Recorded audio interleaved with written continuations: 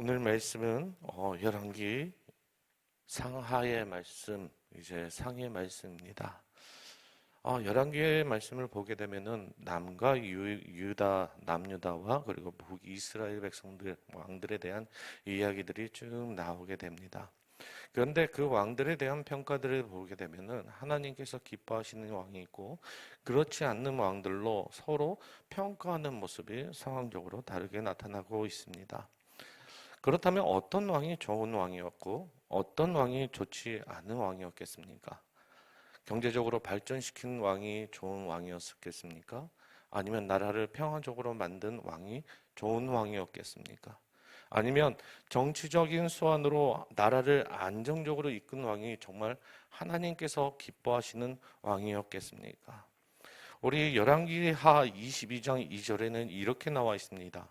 여호와 보시기에 정직하여 그의 조상 다윗의 모든 길로 행하고 좌우로 치우치지 아니하였더라. 이 말씀은 여호와 하나님께서 보시는데 그 보시는 기준점이 어떠했는지를 우리에게 단편적으로 보여주는 말씀입니다. 여호와 보시기에라는 것을 우리 원어로 보면 아도나니의 눈이라고 이야기를 합니다. 다시 얘기하면 여호와의 눈이라는 것입니다.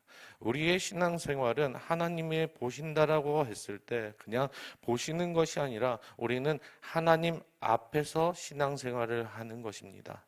그래서 그 말은 다시 바꾸면은 여호와의 눈이 바라보신다라는 것은 우리는 하나님 앞에 있다라고 이야기를 하는 것입니다.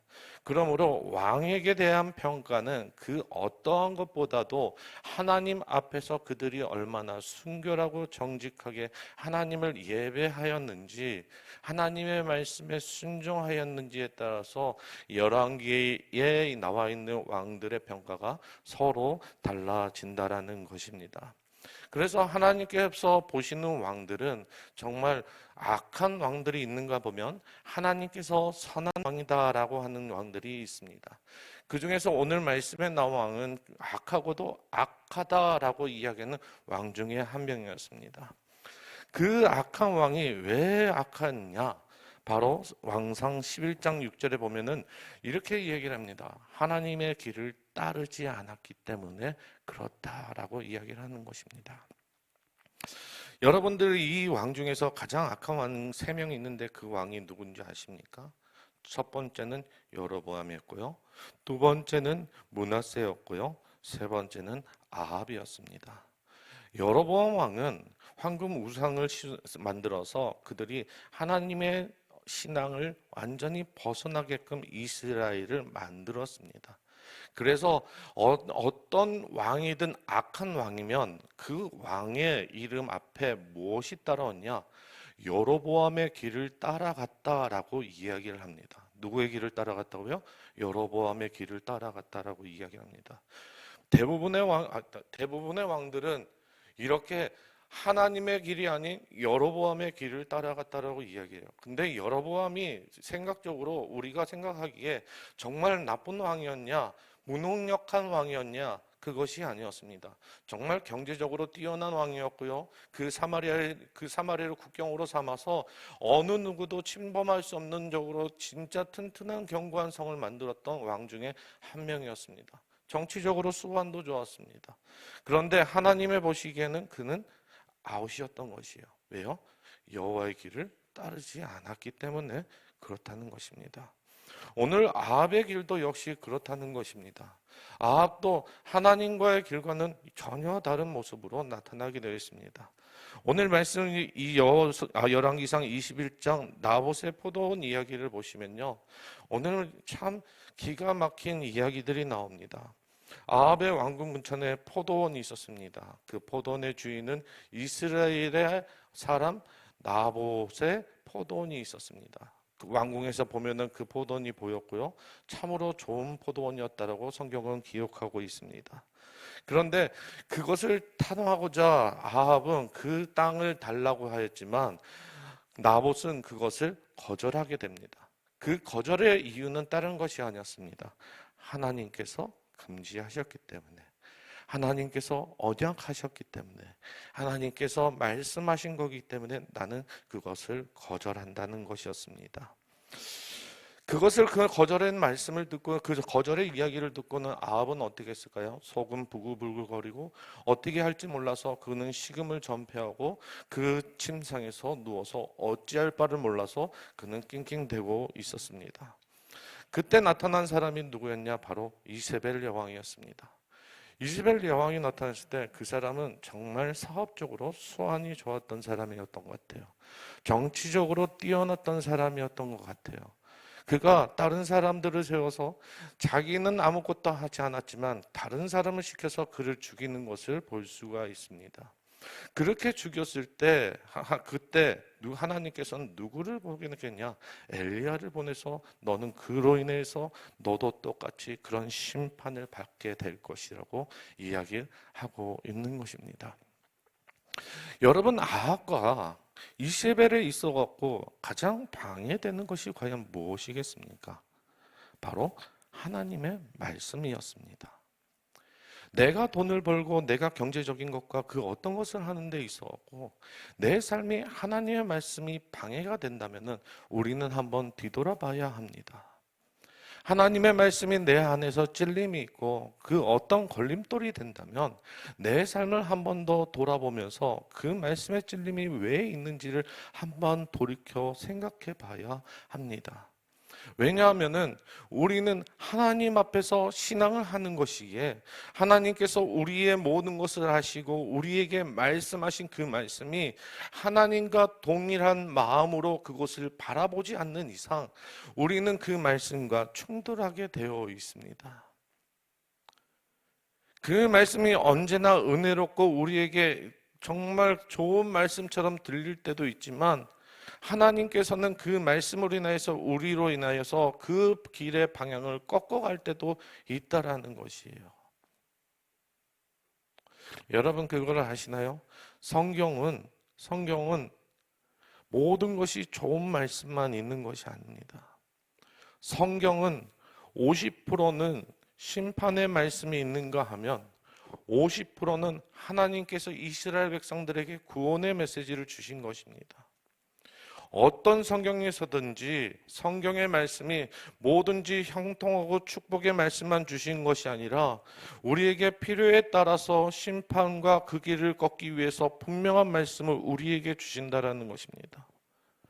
그 말씀이 우리에게 완전히 들어오기 위해선 우리의 모습 자체가 하나님이 앞에 계신 것처럼 생활하고 그것을 알고 말씀에 순종하여서 우리는 그 말씀에 따라 살아가는 능력이 있어야 된다라는 것입니다.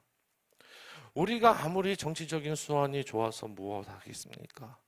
경제적인 것이 좋아서 무엇하겠습니까?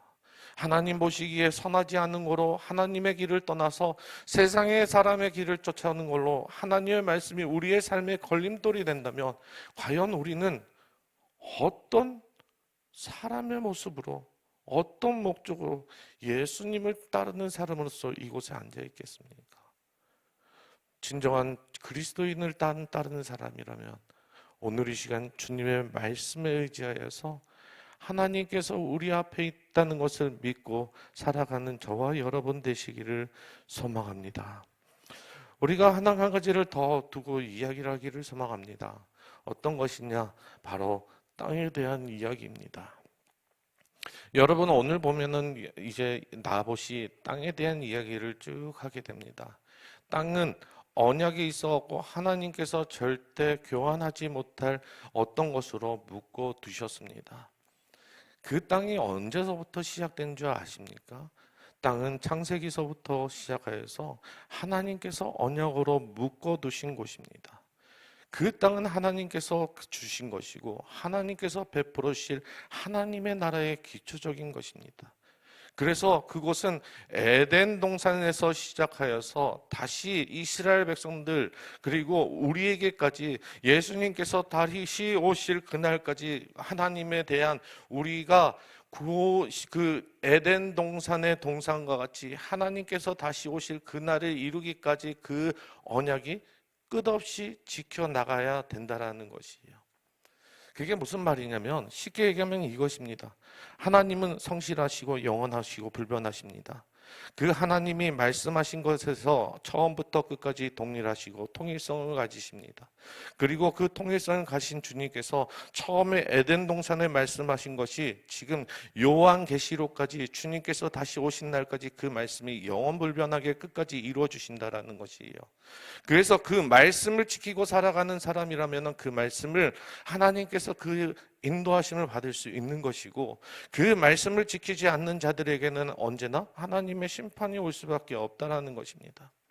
땅에 대한 문제도 그렇습니다. 우리가 생각지 못했던 그 작은 땅, 그 작은 것, 우리가 가지고 있었던 개인의 소유지만 내 마음대로 할 수 있는 것이지만, 그럼에도 불구하고 그 작은 것까지도 하나님 말씀이 있었기 때문에 우리는 그것 하나까지도 우리 마음대로 하는 것이 아니라 우리가 하나님의 말씀에 의지하여서 그것대로 살아가야 된다라는 것입니다.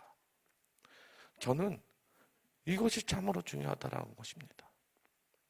내가 내 것으로 생각하지만, 내가 작은 것도 내 거라고 생각하지만, 사실은 내가 내 것이 아니라 나의 것이 누구 것이라고요? 하나님의 것으로 인정하고, 내가 주님께서 내 앞에 계심으로 나에게 말씀하신 것이 진정 그 하나님의 말씀이라 기억하며 나의 작은 것까지도 하나님 것으로 생각하여서 그것이 하나님의 말씀대로 이루어지기 소망하면서 내가 그 말씀대로 살아가길 노력해야 된다는 거예요. 기도해야 된다는 것이. 그때 주님께서 그 것들을 사용하여 주신다는 것입니다. 저는 이제 유초동부 사역을 하면서 이런 것들을 참 강조합니다. 어떤 것이냐? 아이들이 헌금을 하였을 때 헌금이 그냥 사용되는 것이 그냥 우리 인간적으로 교회를 위해서 사용된다라고 생각하면 안 됩니다. 하나님의 영광을 위해 사용되는 것이.